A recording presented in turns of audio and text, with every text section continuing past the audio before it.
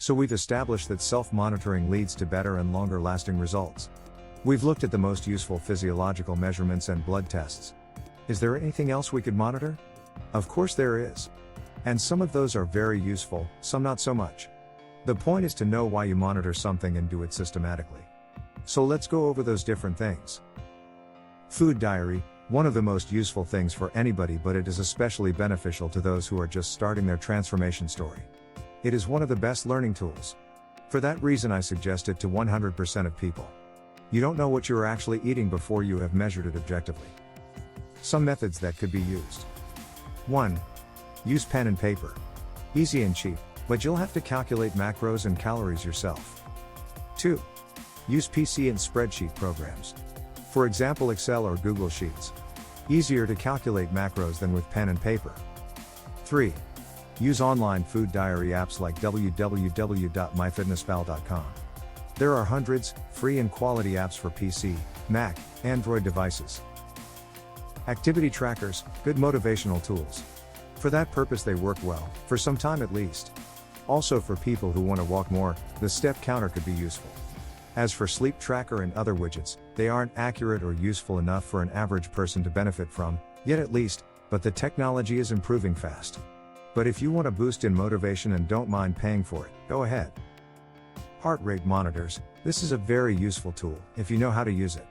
Of course, the monitor has to be high quality.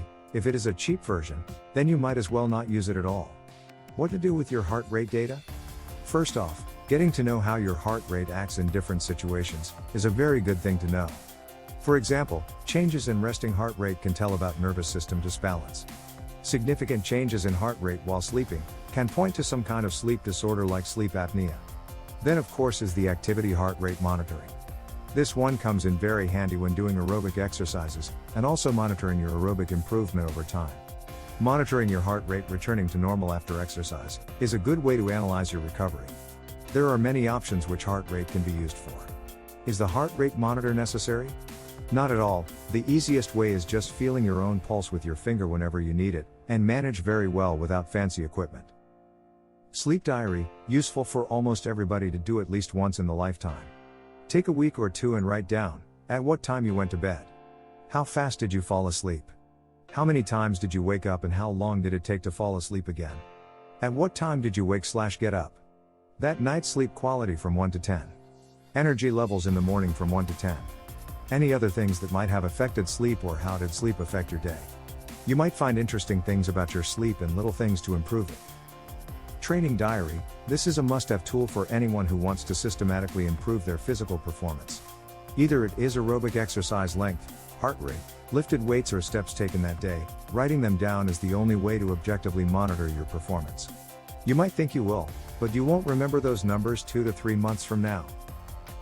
I think you are getting the point. You could monitor basically anything. What you should focus on are the things that are your specific challenges and goals. Nutrition, sleep, heart rate and recovery and physical activity are the most used and useful to almost everyone. Learn to monitor yourself systematically, not just for the sake of it. When you master it, you will reap the real benefits.